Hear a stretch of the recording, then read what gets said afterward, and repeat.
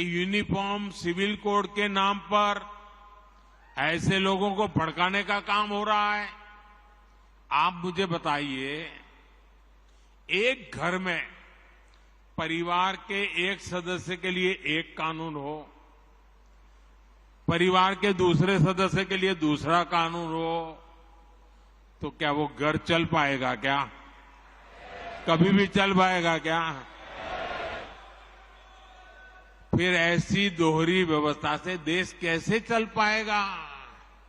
हमें याद रखना है कि भारत के संविधान में भी नागरिकों के समान अधिकार की बात कही गई है। साथियों, ये लोग हम पर आरोप लगाते हैं, लेकिन सच ये है कि यही लोग मुसलमान करते हैं। अगर ये मुसलमानों के सही मायने में हितैषी होते तो अधिकांश परिवार, मेरे मुस्लिम भाई बहन, शिक्षा में पीछे न रहते, रोजगार में पीछे न रहते, मुसीबत की जिंदगी जीने के लिए मजबूत नहीं रहते। और सुप्रीम कोर्ट ने बार बार कहा है, सुप्रीम कोर्ट डंडा मारती है, कह रही है कॉमन सिविल कोड लाओ, लेकिन ये वोट बैंक के भूखे लोग, देखिए मैं आपको श्री अन्न यानी मिलेट्स के भी बात दोहराऊंगा। अभी मैं मिस्र में था तो वहां मिलेट्स की काफी चर्चा हुई। वहां के लोगों को गेहूं बाहर से मंगाना पड़ता है। मैंने उन्हें भारत के मिलेट्स यानी मोटे अनाज के बारे में बताया। भारत के करीब 2.5 करोड़ से ऐसे किसान हैं जो मिलेट्स की, मोटे अनाज की खेती करते हैं। वे कम पानी में विपरीत परिस्थितियों में भी मिलेट्स पैदा करते हैं। मिलेट्स की सबसे बड़ी ताकत ये होती है कि वो सुपर फूड होता है। दूसरा, ये पर्यावरण को नुकसान नहीं पहुंचाता है। मिलेट्स की ये खूबियां मैंने उन्हें बताई। श्री अन्न अभियान का मुख्य उद्देश्य हमारे छोटे किसान को ताकत देने का ही है। ऐसे में भाजपा के कार्यकर्ता को भी सोचना चाहिए कि श्री अन्न को बढ़ावा देने के लिए हर संभव प्रयास करें। साथियों, मैंने आपसे काफी समय लिया है और देश भर में देख रहा हूं, टीवी पे लाखों कार्यकर्ता वहां बैठे हुए नजर आ रहे हैं। आज हम गर्व से कह सकते हैं कि भारत 9 वर्षों में 10वें नंबर की अर्थव्यवस्था से 5वें नंबर की आर्थिक ताकत बन गया है। लेकिन इसका मतलब क्या है? इसका अर्थ यही है कि बीते 9 वर्षों में भारत और भारतीयों की कमाई बढ़ी है, समृद्धि में हिस्सेदारी बढ़ी है। आज जब हमारा निर्यात रिकॉर्ड स्तर पर है तो उसका लाभ किसानों को भी होता है और रोजगार निर्माण पर भी होता है। आज जब हमारी फैक्ट्रियां, हमारे उद्योग रिकॉर्ड उत्पादन करते हैं, जब रिकॉर्ड विदेशी निवेश आता है तो उसका लाभ भी सबसे अधिक हमारे युवाओं को होता है।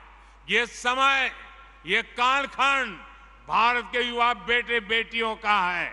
पिछले 9 वर्ष भारत के आत्मविश्वास को लौटाने के थे। अब आजादी का अमृत काल अमृत पीढ़ी के संकल्पों की सिद्धि का है। साथियों, बीजेपी के सुशासन का एक ही मंत्र है। ये मंत्र देश की कमाई का विस्तार कर उस समृद्धि का लाभ हर भारतीय तक पहुंचाने का है। भाजपा एक तरफ देश के संसाधन बढ़ाने की नीति पर चलती है, देश की तरफ हर लाभार्थी तक पहुंचने का ईमानदार प्रयास करती है। इसलिए पिछले 9 वर्षों में देश में लाभार्थियों का एक बड़ा वर्ग तैयार हुआ है। जो पहले वंचित था उसे अब वरीयता मिल रही है। यही तो सच्चा सामाजिक न्याय है, जिसकी कामना पूज्य बापू से लेकर डॉक्टर अंबेडकर और लोहिया जी तक हर महापुरुष ने की थी। हमें इसी रास्ते पर आगे बढ़ना है और हमें बीजेपी का कार्यकर्ता होने के नाते एक और बात को ध्यान रखना है, सीट चाहे कोई भी हो, उम्मीदवार चाहे कोई भी हो, हमारा उम्मीदवार एक ही है। हमारा उम्मीदवार एक ही है और वो उम्मीदवार है कमल। कमल ही हमारा उम्मीदवार है। हमें हर घर कमल से बड़ा कुछ नहीं है। हमारे लिए कमल ही सब कुछ है। जनता को ये भी लगे कि जहां कमल है वहीं पर उसकी समस्याओं का समाधान है।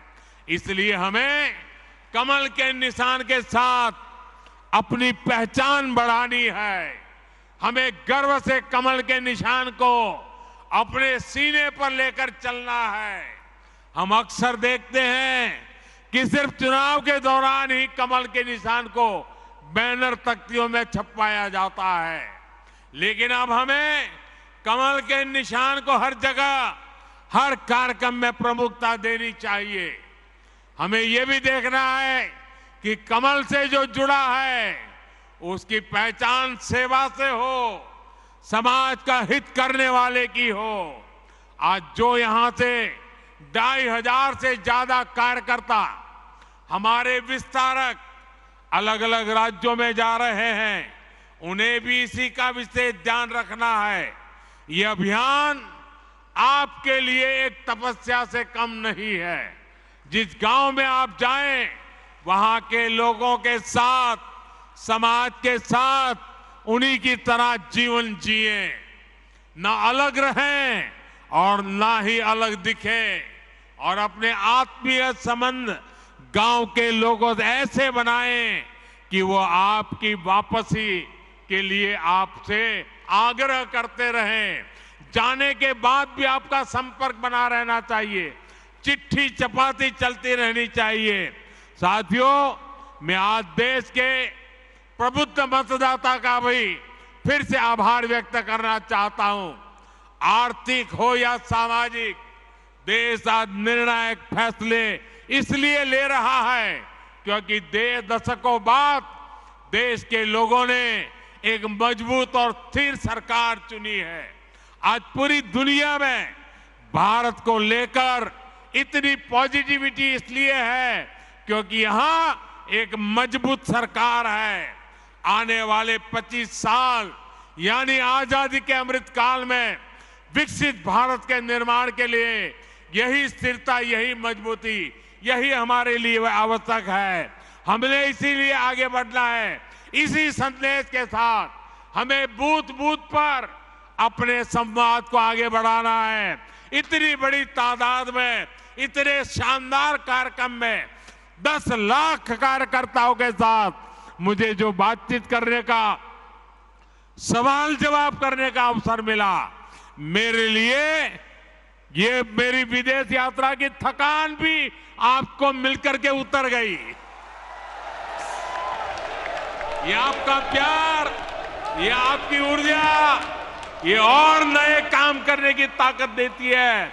मैं फिर एक बार आपको बहुत बहुत बधाई देता हूं, बहुत बहुत शुभकामनाएं देता हूं। मेरे साथ जोर से बोलिए, भारत माता की, भारत माता की, भारत माता की, वंदे वंदे वंदे वंदे वंदे वंदे वंदे वंदे वंदे।